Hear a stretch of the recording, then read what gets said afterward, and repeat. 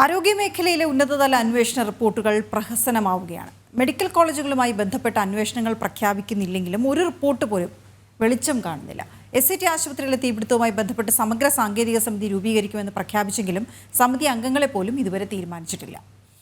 രശ്മി കാർത്തിക ചേരുന്ന വിവരങ്ങളുമായി. രശ്മി, ഈ ആരോഗ്യമേഖലയിൽ എന്താണ് സംഭവിക്കുന്നത് എന്ന് ചോദിച്ചാൽ, ആരോഗ്യവുമായി ബന്ധപ്പെട്ട കാര്യങ്ങളിൽ പോലും ഇപ്പോൾ മരുന്നുകൾ വാങ്ങുന്നതിലും ഒക്കെയും അപര്യാപ്തതയോ അല്ലെങ്കിൽ ക്രമക്കേടുകളോ ഒക്കെ നടക്കുന്നത് മറ്റൊരു വശം.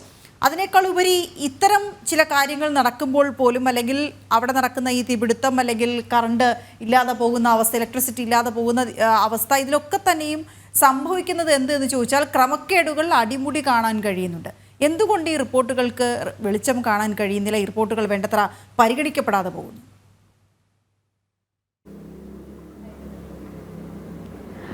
വീണ, ആരോഗ്യമന്ത്രിയായി വീണ ജോർജ് എത്തിയതിനു ശേഷം നിരവധി വീഴ്ചകളാണ് ആരോഗ്യമേഖലയിൽ സംഭവിച്ചുകൊണ്ടിരിക്കുന്നത്. ഈ ശസ്ത്രക്രിയകൾ ഉൾപ്പെടെ വ്യാപകമായ പിഴവുകൾ ഉണ്ടാകുന്നു. കാലിന് പകരം ഇടത് കാലിന് പകരം വലത് കാലിൽ ശസ്ത്രക്രിയ ചെയ്യുന്നു, ഇടത് കണ്ണിന് പകരം വലത് കണ്ണിന് ശസ്ത്രക്രിയ ചെയ്യുന്നു, മൂക്കിലുള്ള ശസ്ത്രക്രിയ മാറി അത് വയറ്റിൽ ശസ്ത്രക്രിയ ചെയ്യുന്ന സാഹചര്യമുണ്ട്. ICU പീഡനം, ഏറ്റവും വലിയ വിവാദമായ വയറ്റിൽ ശസ്ത്രക്രിയയ്ക്ക് ശേഷം കത്രിക മറന്നുവെച്ച ഹർഷിനയുടെ സംഭവം, ഏറ്റവും അടുത്തായി മേഖലയിൽ ഉണ്ടായ വീഴ്ചയാണ് SCT ആശുപത്രിയിൽ 4 മണിക്കൂറോളം വൈദ്യുതി കട്ടാകുന്ന ഒരു സാഹചര്യം. അതായത് പൂർണ്ണമായും SCT ആശുപത്രി ഇരുട്ടിലാകുന്ന ഒരു സാഹചര്യം. ഇത്തരത്തിൽ ആരോഗ്യ മേഖലകളിൽ ഉണ്ടാകുന്ന വീഴ്ചകളിൽ വളരെ വലുതാണ്. ഈ വീഴ്ചകളിലൊക്കെ തന്നെ വളരെ പെട്ടെന്ന് തന്നെ ആരോഗ്യമന്ത്രി ഇടപെടുകയും ഉന്നതതല അന്വേഷണം പ്രഖ്യാപിക്കുകയും ചെയ്യാറുണ്ട്. പക്ഷേ ഈ അന്വേഷണങ്ങളുടെ ഒക്കെ തന്നെ ഈ അന്വേഷണം എവിടെ വരെ എത്തി, ഈ റിപ്പോർട്ടിന്റെ ഇപ്പോഴത്തെ സ്റ്റാറ്റസ് എന്താണ്, ഇതൊന്നും തന്നെ നമുക്ക് അറിയാൻ കഴിയില്ല. അന്വേഷണങ്ങളെല്ലാം തന്നെ വളരെ പ്രഹസനമായി മാത്രം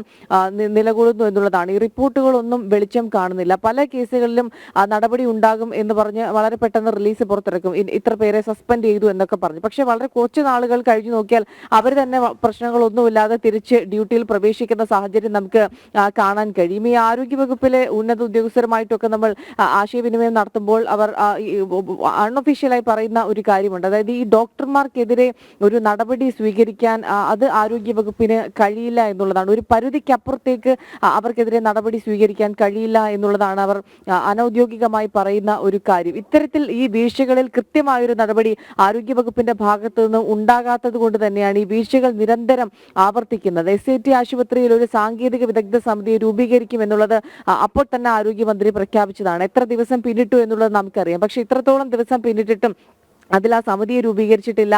സമിതി അംഗങ്ങൾ ആര് എന്നുള്ള കാര്യത്തിൽ ഒന്നും തന്നെ ഒരു വ്യക്തതയില്ല. വളരെ കൃത്യമായ ഒരു അന്വേഷണം ആ വിഷയത്തിൽ നടക്കേണ്ടത്. ഇപ്പോൾ PWD വിഭാഗത്തിൽ ഇലക്ട്രിക് വിഭാഗം ഉദ്യോഗസ്ഥരെ സസ്പെൻഡ് ചെയ്തുകൊണ്ടുള്ള നടപടിയൊക്കെ ഉണ്ടായിട്ടുണ്ട്. പക്ഷേ SIT പോലെ ഒരു ആശുപത്രി, സ്ത്രീകളുടെയും കുഞ്ഞുങ്ങളുടെയും ആശുപത്രിയാണ്. അവിടെ 4 മണിക്കൂർ ഈ വൈദ്യുതി ഇല്ലായിരുന്നു എന്ന് പറയുന്നത്, അല്ലെങ്കിൽ പൂർണ്ണമായും ഇരുട്ടിലായി എന്ന് പറയുന്ന സംരംഭം വളരെ ഗൗരവത്തോടു കൂടി എടുക്കേണ്ട വിഷയമാണ്. സമീപകാലത്തൊന്നും ഉണ്ടാകാത്ത വിധത്തിൽ ഏറെ ഗൗരവപരമായിട്ടുള്ള ഒരു വിഷയമാണ്. അതിൽ പോലും കൃത്യമായ ഒരു സമിതിയെ രൂപീകരിക്കാനോ നടപടി സ്വീകരിക്കാനോ ഒന്നും തന്നെ ആരോഗ്യവകുപ്പ് തയ്യാറായിട്ടില്ല. ചില കീഴുദ്യോഗസ്ഥരുടെ മേൽ കുറ്റം ചാർത്തി അതിൽ തന്നെ ഒതുക്കി തീർക്കുന്ന ഒരു സമീപനമാണ് ആരോഗ്യവകുപ്പ് സ്വീകരിച്ചു പോകുന്നത്. ഓരോ വീഴ്ചകൾ ഉണ്ടാകുമ്പോഴും ആ വീഴ്ചകളിലെല്ലാം ഇത്തരത്തിൽ ഉന്നതതല അന്വേഷണം നടത്തും, വിദഗ്ധ സമിതിയെ രൂപീകരിക്കും, റിപ്പോർട്ടിന്റെ അടിസ്ഥാനത്തിൽ കർശനമായ നടപടി ഉണ്ടാകും. ഇനി ഇത്തരം സംഭവങ്ങൾ ആവർത്തിക്കാതിരിക്കാനുള്ള ഇടപെടൽ ആരോഗ്യവകുപ്പിന്റെ ഭാഗത്തു നിന്നുണ്ടാകും. ഇതെപ്പോഴും ആരോഗ്യമന്ത്രി പറയുന്ന ഒരു കാര്യമാണ്. പക്ഷെ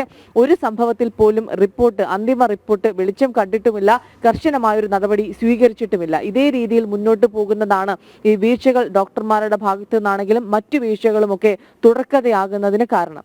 വീണ.